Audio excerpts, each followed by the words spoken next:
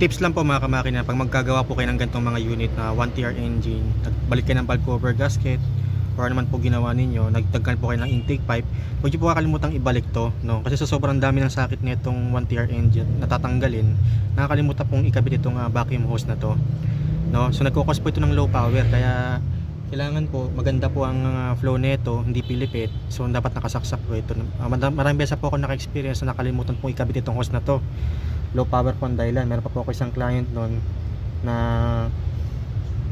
in-overhaul daw yung transmission pero low power pa din. So mali yung diagnose niya, no? Hindi mo na nag-basic check at nag-alam ng history ng unit ko ng mga ginawang previous repair. So ibabalik nyo po ito, sasaksak nyo po yan dito. Yan. Madali lang naman po ikabit yan. Double check nyo lang po mabuti. Yan, yung tube po na yan papunta dito sa intake pipe. At saka yung hose po dito. Yan, yung hose po na yan.